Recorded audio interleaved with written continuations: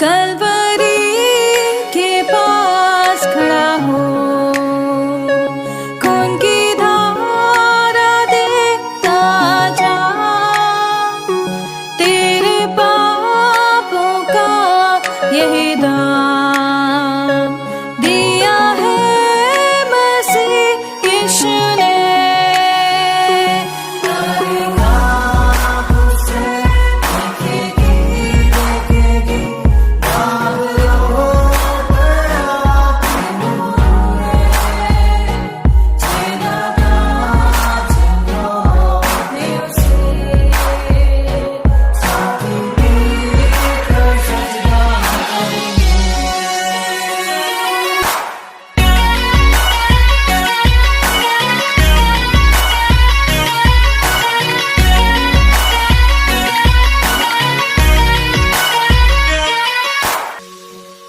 ये हुआ सब तेरे लिए, तूने भी उसे छेड़ा था, फिर भी प्यार से वो बुलाता, जाता क्यों नहीं तू उसके पास, फिर भी प्यार से वो बुलाता, जाता क्यों नहीं तू उसके पास।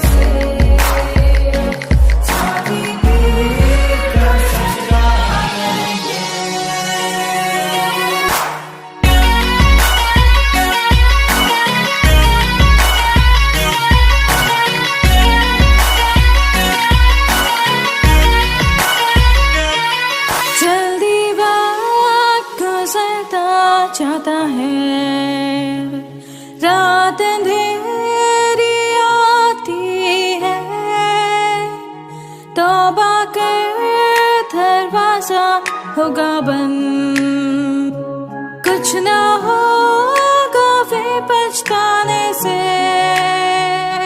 तौबा कर दरवाजा होगा बंद, कुछ ना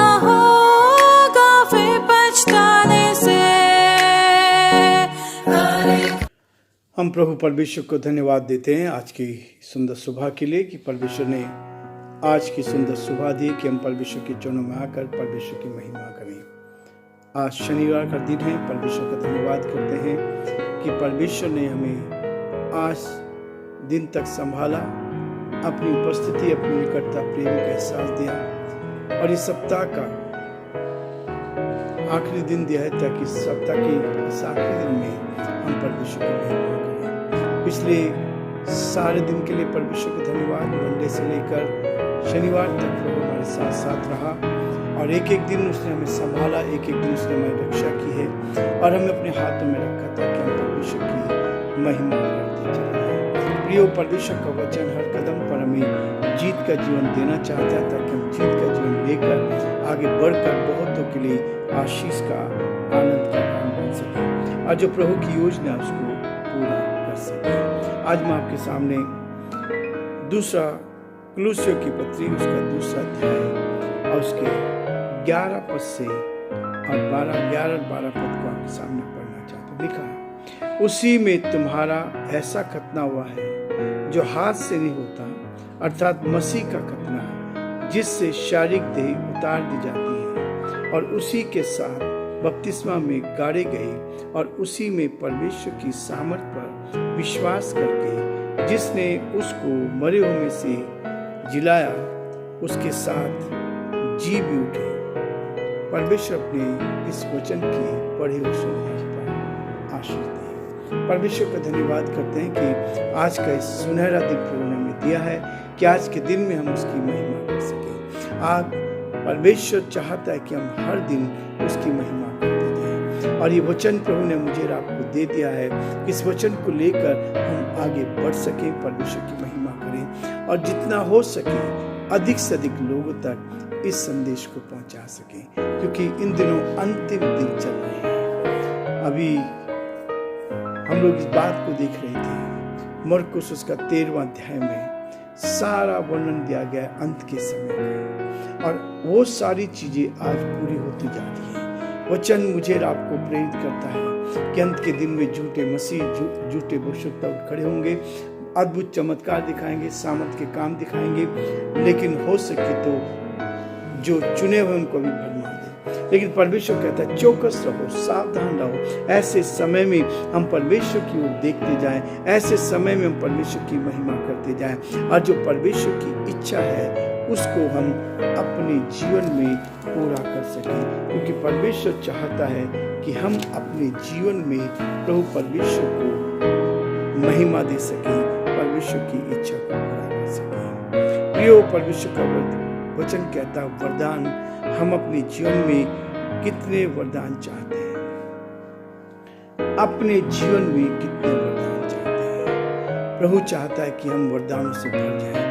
प्रभु चाहता है कि आपके पास बहुत से वरदान हो जाएं और आप अनेकों वरदानों को लेकर परमेश्वर की महिमा करते जाएं। और परमेश्वर इन वरदानों के लिए हमें आशीष देना चाहता है, ताकि इन वरदानों को लेकर हम परमेश्वर पिता का धन्यवाद कर सकें। वरदानों की चाह होनी चाहिए। मेरे और आपके जीवन में वरदान की इच्छा होनी चाहिए, चाह होनी चाहिए कि हम परमेश्वर के लोग केवल एक ही चीज को चाहते हैं, अन्य भाषा का वरदान। लेकिन नहीं प्रियो, परमेश्वर का वरदान अलग अलग तरीके से मुझे और आपको प्रेरित करता है कि हमारे जीवन में बहुत सारे वरदान हों, और उन वरदानों को इस्तेमाल करके जहाँ भी आप हैं वहाँ पर परमेश्वर की महिमा के लिए इस्तेमाल हो जाए। जो वरदान उसने हमें दिया है, उन वरदानों को लेकर हम परमेश्वर की महिमा का कारण बनते जाए। और जैसा यहाँ पे हमने देखा 11 पद में कहता है, उसी में तुम्हारा ऐसा खतना हुआ है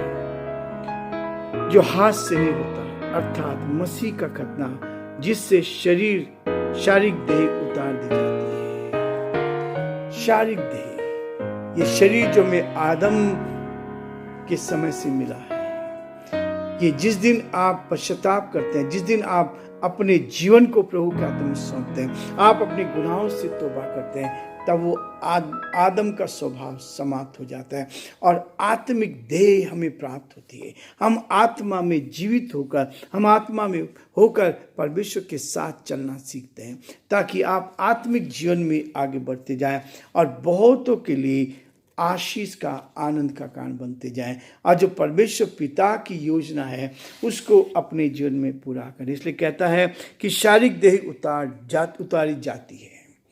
ये शारीरिक देह उतारी जाती है। हम संसार के हैं तो हैं, पर संसार के नहीं हैं। संसार के जैसे काम नहीं करते, संसार के लोगों के साथ मिलकर वैसा काम नहीं करते, परंतु परमेश्वर की आत्मा से भर जाते हैं। आज बहुत सारे लोग डबल रोल खेलते हैं, और यही डबल रोल है जो हम कभी भी हम परमेश्वर को खुश नहीं कर सकते। परमेश्वर कभी नहीं चाहता कि दो नाव पे पैर रख के हम आगे बढ़ सके।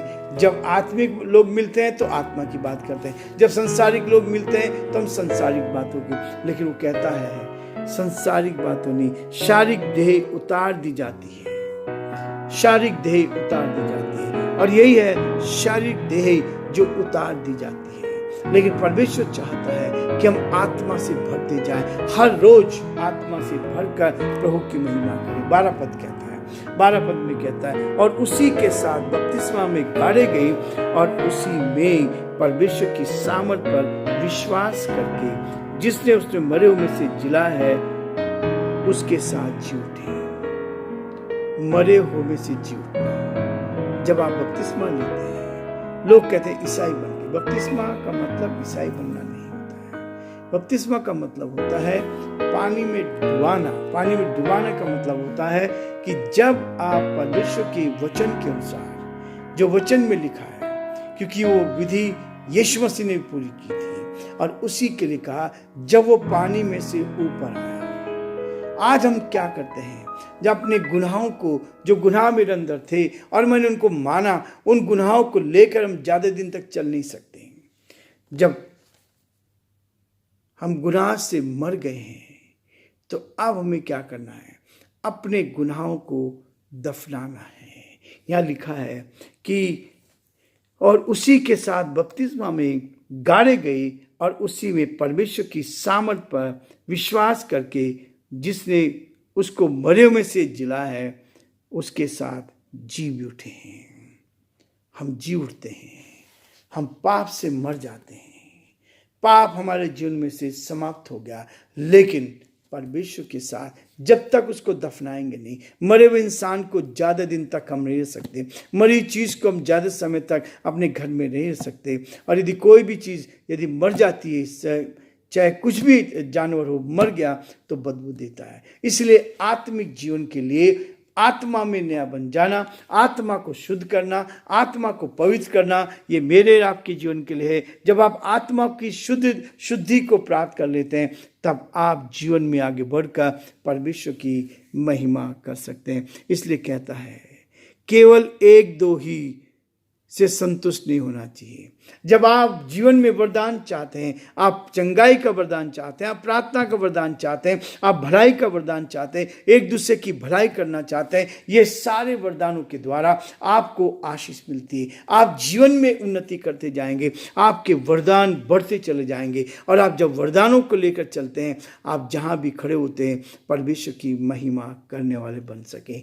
आत्मा से भरे होने चाहिए, आत्मा में भरकर हम परमेश्वर की महिमा करते जाएं। और प्रियो, एक एक दिन हमारे जीवन से निकलता जा रहा है, एक एक दिन जीवन से निकलता जा रहा है, लेकिन परमेश्वर चाहता है कि हम हर रोज उस आत्मा से बढ़ते जाएं, आत्मा से भरते जाएं, अंधकार की ताकत को दूर करते जाएं, और जो परमेश्वर की इच्छा है, परमेश्वर की योजना है, उसको अपने जीवन में हम पूरा करते चले जाएं। इसलिए प्रियो, परमेश्वर चाहता है कि वरदानों का प्रयोग करना आवश्यक है। यदि आप परमेश्वर के इन वरदानों को लेकर, जो वरदान प्रभु ने आपको दिए हैं, उन वरदानों को लेकर आप इस्तेमाल नहीं करते तो वरदान समाप्त हो जाते हैं। लेकिन प्रभु चाहता है इन वरदानों को लेकर इसका इस्तेमाल करना, ये मेरे लिए, आपके लिए बहुत आवश्यक है। कई लोग चाहते हैं कि हमें वरदान मिले। ये कब होगा? जब आप परमेश्वर के साथ अपने हृदय को धोकर शुद्ध करेंगे, पवित्र करेंगे और परमेश्वर की उपस्थिति का एहसास करते चले जाएंगे।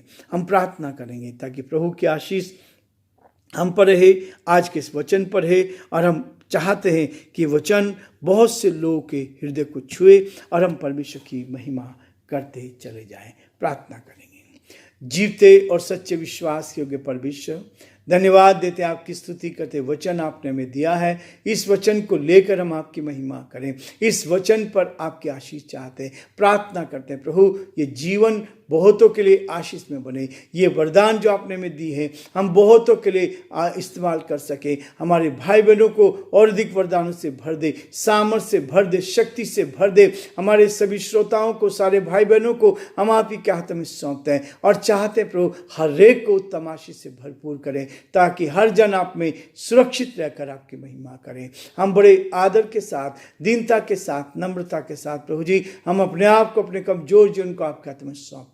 हमारी रक्षा कर, हमारी मदद कर। हमारे प्रदेश के लिए प्रार्थना, इस प्रदेश पर आशीष दे। यहाँ के मुख्यमंत्री को आपके हाथ में सौंपते हैं। भजनलाल जी पर आपकी आशीष चाहते हैं। हम प्रार्थना कर उनको अपनी महिमा के लिए इस्तेमाल होने दे। सारी महिमा, आदर, गौरव प्रभु जी हम आपको देते हुए इस प्रार्थना को अपने प्रभु, अपने धार करता यीशु मसीह के नाम से मांगते हैं, आमीन। प्रभु आप सबको बहुत बड़ी आशीष दे और परमेश्वर का हाथ आप पर और आपके पूरे परिवार पर बना रहे। ये हमारी दुआ है, ये हमारी प्रार्थना आप सबके लिए। प्रभु आप सबको बहुत आशीष दे।